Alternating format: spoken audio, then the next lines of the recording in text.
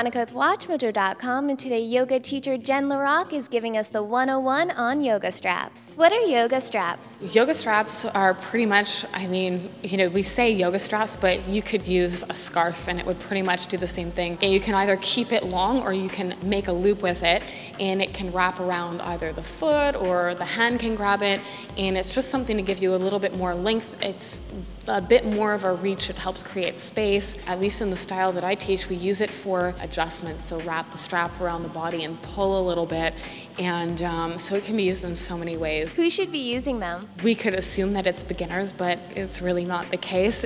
It might be tailored. I think the strap was probably originally for people that, again, couldn't reach the feet and stuff like that. But we can just use it to play around again, to give adjustments. We can use it to reach places that we couldn't reach. And to do things that maybe we couldn't do or grab without the strap, but it's really, I think it's for everybody. Do you think you could take us through some postures where we actually need to use the yoga straps? Yeah, of course, I'd be happy to. First of all, here's the way that, that we can use a strap. If you don't feel like you have enough space, if the hamstrings are tight, most of the time in seated forward bends, it's that the hamstrings are tight, and this is what we use to create a bit of space. So sometimes we're gonna go around the arch of the feet. I don't want you to do that. Where it's gonna go is around the mounds of the toes. So the mounds of the toes are not up near the toes. The mounds of the toes are right underneath here. Then you're going to wrap the strap and bring the shoulders back, and with the chest, you're just gonna move forward a bit.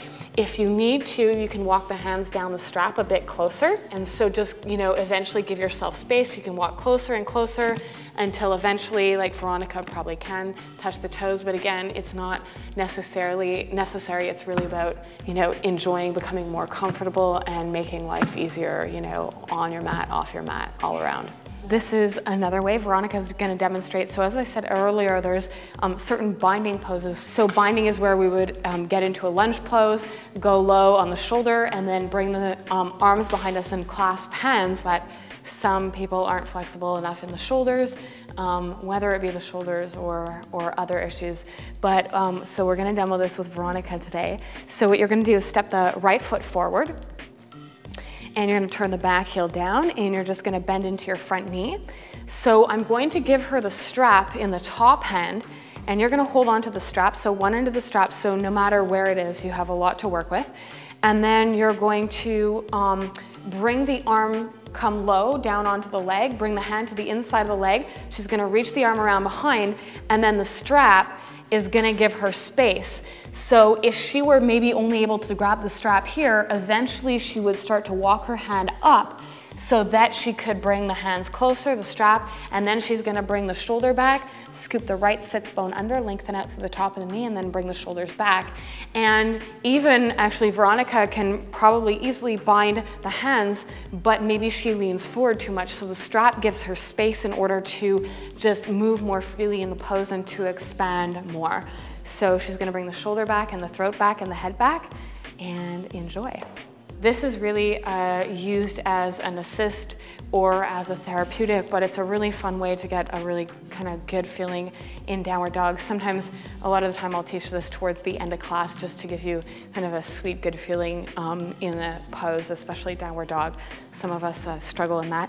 So what we're gonna do is we're gonna start by placing the strap around the lower back, so right around the sacrum area. Do not bring it up near the waist.